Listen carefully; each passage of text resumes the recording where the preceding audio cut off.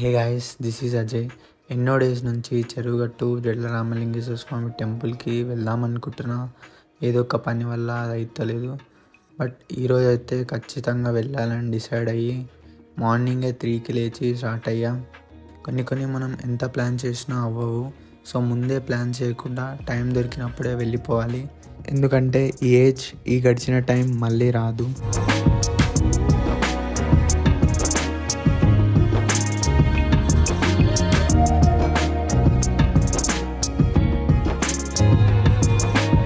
వెహికల్లో long drive వెళ్తున్నప్పుడు early మార్నింగే వెళ్ళడానికి ట్రై చేయండి. ఎందుకంటే ఆ టైంలో క్లైమేట్ బాగుంటుంది.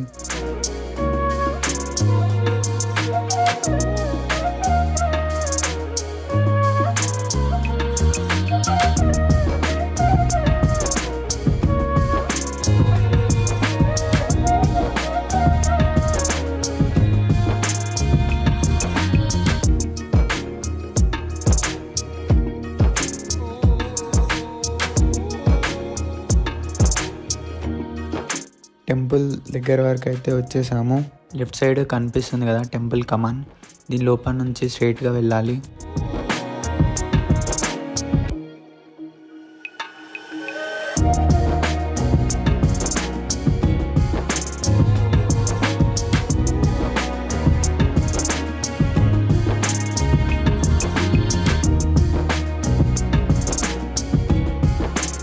అక్కడ గుట్ట కనిపిస్తుంది కదా, ఆ గుట్ట పైననే శివలింగం ఉంటుంది. అక్కడికే మనం వెళ్తున్నాం.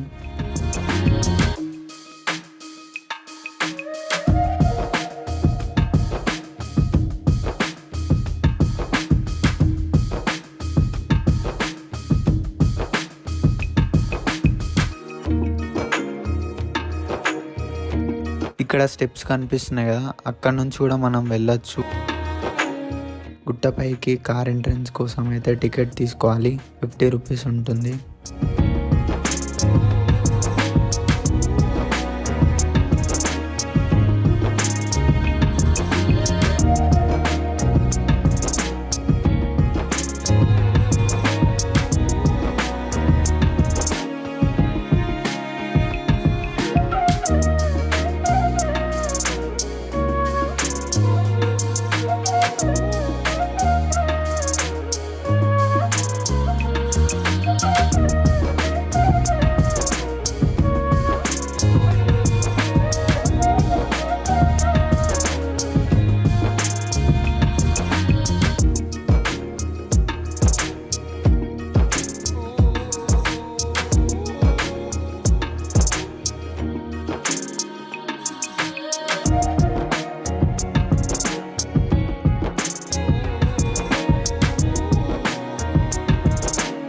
గుట్టపైకి ఆల్మోస్ట్ వచ్చేసాము.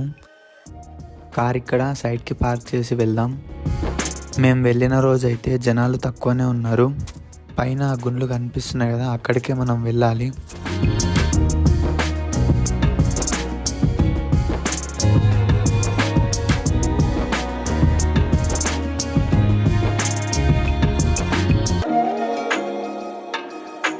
ఈ చెరువుగట్టు రామలింగేశ్వర స్వామికి అయితే ఒక చరిత్ర ఉంటుంది. పూర్వం పరశురాముడు శత్రు సంహారం చేసినప్పుడు తన పాపాలు తొలగించడానికి 108 లింగాలు ప్రతిష్ఠిస్తే ఆ 108వ లింగమే ఈ చెరువుగట్టు రామలింగేశ్వర స్వామి.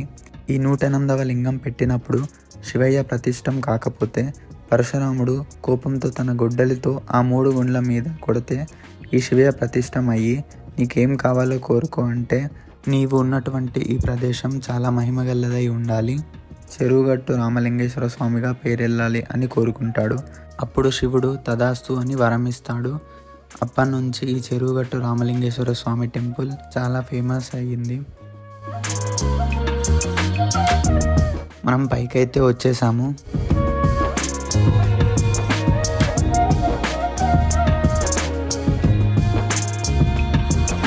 స్పెషల్ దర్శనం కోసం ఈ మెట్ల మీద నుంచి వెళ్ళాలి. గుట్ట కింద ఈ స్టెప్స్ నుంచి కూడా పైకి వెళ్ళొచ్చు అని చెప్పా కదా, అక్కడ నుంచి వస్తే ఈ వేలో నుంచి పైకి వస్తారు. ఇక్కడ కనిపిస్తుంది కదా, ఇదే గుండం. ఇందులో ప్రజెంట్ అయితే వాటర్ ఏం లేవు. మనం కాళ్ళు కడుక్కొని గుట్టపైకి అయితే వెళ్దాము.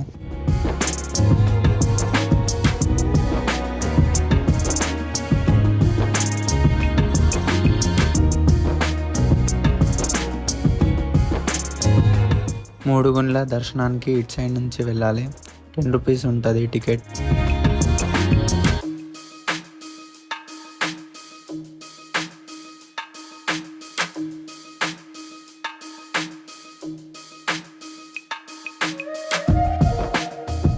టికెట్ తీసేసుకున్నా. ఈ రైట్ సైడ్లో గుండ్లు కనిపిస్తున్నాయి కదా, ఆ గుండ్ల మధ్యలో నుంచే మనం వెళ్ళాలి.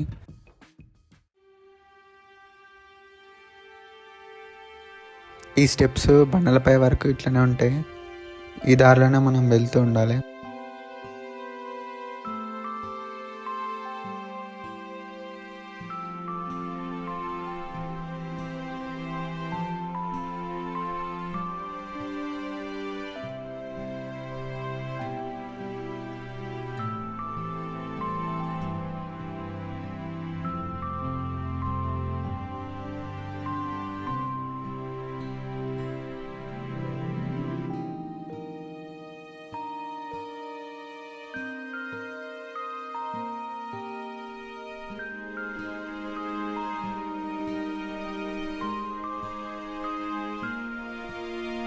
ఇక్కడ నుంచి బండపై నుంచి నడుచుకుంటూ వెళ్ళాలి. పైన స్టెప్స్ ఉన్నాయి కదా, స్టెప్స్లో నుంచి కూడా వెళ్ళొచ్చు, కానీ మనం ఈ బండల నుంచి వెళ్దాము. లోపలికి వెళ్తుంటే లైట్గా భయం అవుతుంది. సన్నగా ఉన్న వాళ్ళు ఈజీగా వెళ్ళిపోవచ్చు. హెడ్ వన్ సైడే పెట్టుకొని లోపలికి వెళ్తూ ఉండాలి. అవతల సైడ్ నుంచి ఇట్లా బయటకు వస్తాము. ఇక్కడ నుంచి మళ్ళీ పైకి స్టెప్స్ ఉంటాయి. స్టెప్స్ నుంచి మళ్ళీ పైకి వెళ్ళాలి.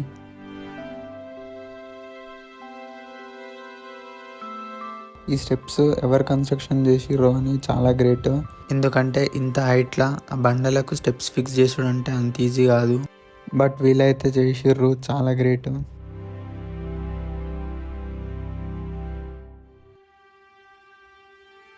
ఈ రాడ్స్ ఫిక్స్ చేసిర్రు కదా, ఇక్కడ ఈ లోపలనే శివలింగం ఉంటుంది.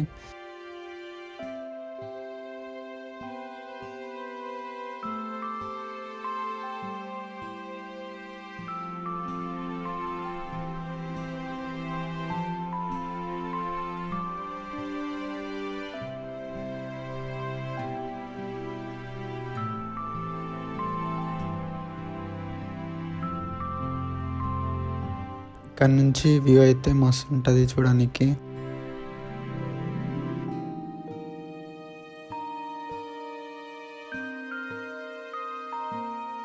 పక్కనే స్టెప్స్ ఉంటాయి. ఇది లెఫ్ట్ సైడ్ వెళ్తే వ్యూ పాయింట్ ఉంటుంది. అక్కడ కావాలంటే మనం ఫొటోస్ తీసుకోవచ్చు.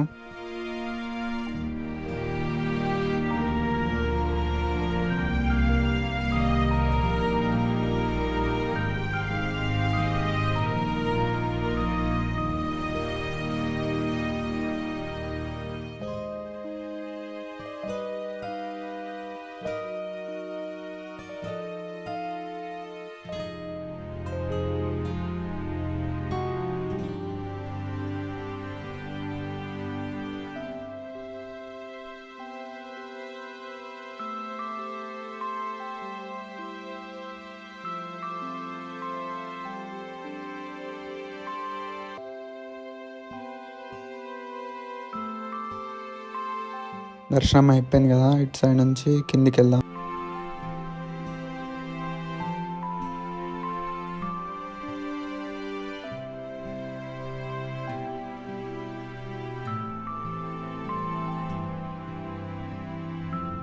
వెళ్ళే దారిలో కూడా శివలింగం నంది ఉంటుంది. పైన కొబ్బరికాయ కొట్టనియకపోతే ఇక్కడ కొట్టచ్చు మనం.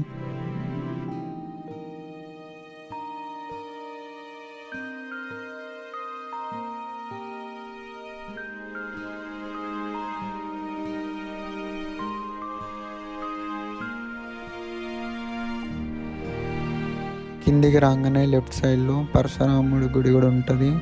అక్కడ కూడా మనం వెళ్ళచ్చు.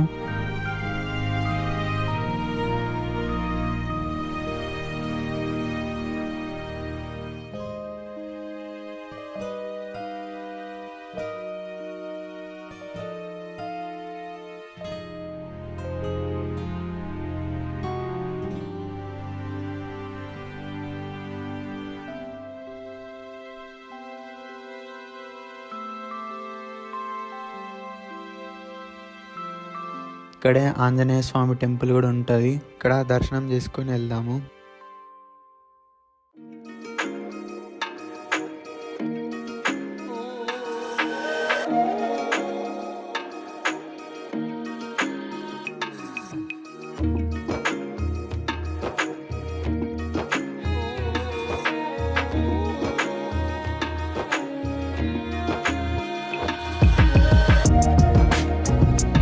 కిందికి వెళ్ళడం కూడా సేమ్ వచ్చిన దారిలోనే రిటర్న్ వెళ్ళాలి.